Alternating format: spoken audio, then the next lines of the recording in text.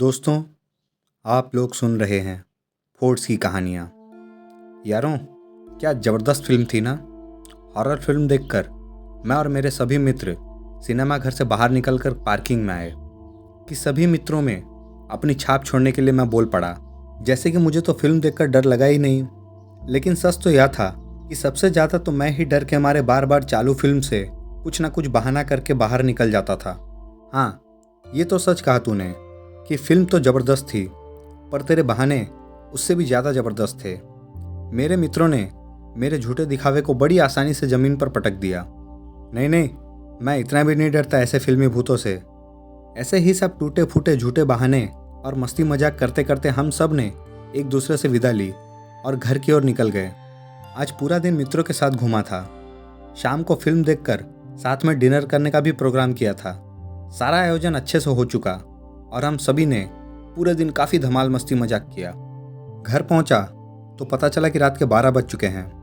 घर के सभी लोग सो गए थे, बस मम्मी जग रही थी। मम्मी ने पूरे दिन का हाल पूछा और फिर थोड़ी सी बात करके वो भी अपने कमरे में सोने चले गई। मैं भी थक चुका था तो सीधा अपने कमरे में चला गया। अपनी छोटी सी भतीजी को भी नहीं मिला। वैसे भी वो सो चुकी थी तो सोचा आज उसे सिर्फ दूर से ही शुभ रात्रि कर देता हूँ।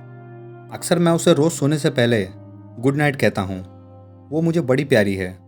वो भी अपने इस चाचू को बहुत चाहती है और हमेशा अपनी शरारतों से परेशान करती रहती है। मैं अपने कमरे में गया, कमरे की लाइट बंद की और सीधा बेड पर लेट गया। इतना थक चुका था कि कपड़े तक बदलने की हिम्मत नहीं थी। रात के करीब 3 बज रहे थे। मैं गहरी नींद में सोया हुआ था कि अचानक मेरे कमरे की खिड़की धड़ाम करके खुल गई। अचानक से हुई जोर की आवाज़ से मैं एकदम से उठ गया। देखा तो खिड़की खुली हुई है और उसके दरवाजे हवा के कारण हिल रहे हैं। मुझे अजीब तो लगा कि अचानक ये कैसे हुआ, पर फिर ज़्यादा ना सोचते हुए मैंने खिड़की बंद की और वापस अपने बेड पर जा ही रहा था कि किचन से कुछ बर्तन गिरने की आवाज़ आई। किचन मेरे कमरे के पास ही था तो मैं किचन की ओर गया और लाइट चालू की तो क्या देखता हूँ, एक सफ़ेद कपड़ों में औरत खड़ी है जो काफ़ी दुबली पतली है और झुकी हुई है, जैसे कि कोई बूढ़ी औरत हो। उसके लंबे सफ़ेद बाल थे। यह औरत हूबहू वैसी ही दिखती थी जैसे आज मैंने हॉरर फिल्म में देखी थी। उसने मेरी ओर देखा तो मेरे तो पसीने छूट गए। उसकी 2 लाल भयानक आंखें हैं। उसके हाथ में एक चूहा था जो शायद उसने हमारे ही किचन से पकड़ा था। उसके हाथ में वह चूहा तिलमिला रहा था और चीख रहा था कि तभी उस औरत ने उसे आधा खा लिया। उसका खून उसके मुंह पर था और मेरी तरफ उसी खूनी मुंह से एक डरावना स्मित दिया। यह डरावना दृश्य देखकर मेरी तो मानो आवाज़ ही बंद हो गई। मैं तुरंत अपने कमरे में गया और चादर ओढ़कर ऊपर वाले से प्रार्थना करने लगा। मैं डर के मारे वैसे ही कांप रहा था कि तभी मेरे पैरों को किसी ने पकड़ा। 2 हाथ मेरे पैरों को सहला रहे थे और ऐसा लग रहा था जैसे कोई ढेर सारी चींटियां आपके पैरों पे चढ़ रही हो और काट रही हो। मेरे कुछ ना करने के बाद वे हाथ मेरे पैरों से हट गए। मैंने सोचा शायद अब सब ठीक है कि तभी मेरे बेड के नीचे से कुछ गुर्राने की आवाज़ आने लगी।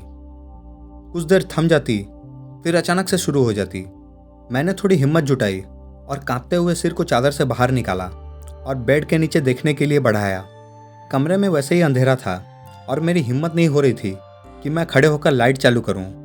मैंने बेड के नीचे देखा तो मैं दंग रह गया। किचन में देखी थी वैसे ही 2 लाल आंखें मुझे घूर रही थी।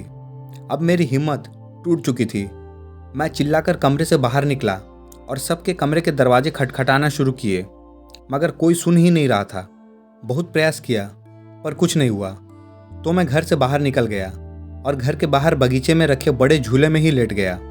अरे यहाँ क्यों सोया है, सुन रहा है कि नहीं? उठ, अभी सुबह हो गई है।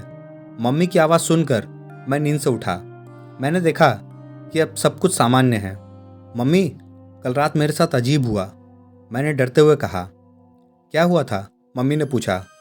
वो दरअसल, मैं आगे कुछ बोलूं कि मेरी भतीजी एक खिलौने को हाथ में पकड़कर मेरे पास आ रही थी जो एक रोबोट था।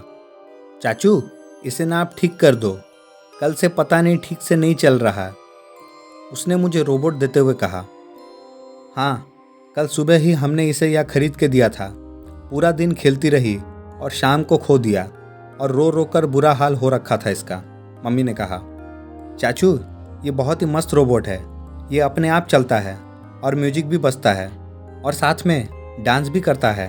और सबसे खूबसूरत इसकी आंखें, जिसमें ना अलग अलग रंगों की लाइट होती है।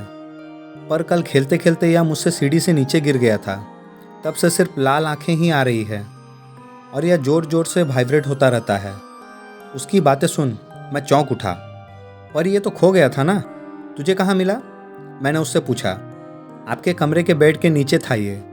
आज सुबह ही मुझे याद आया कि मैं आपके कमरे में गई थी तो वहीं भूल गई थी, उसने कहा। बताओ, और हमें कह रही थी कि बाहर भूल आई है, मम्मी ने कहा। मैंने रोबोट की आंखें देखी तो लाल ही थी, बिल्कुल वैसी की वैसी जैसे कल रात को मैंने अपने बेड के नीचे देखा था। मतलब इस रोबोट से डर गया था मैं। वैसे तूने बताया नहीं कि क्या हुआ था तेरे साथ कल रात को, मम्मी ने मुझसे पूछा। कुछ नहीं मम्मी, बस बुरा ख्वाब देखा। मैंने बात को टाल दिया क्योंकि अब क्या बताऊं कि कल भूत की फिल्म देखकर उसी का सब दिमाग में चल रहा था। बाकी कल रात ना किचन में कुछ हुआ था और ना ही मैंने किसी का कमरा खटखटाया था। मैंने तो बस डरावना ख्वाब देखा और फिर यहाँ आकर सो गया।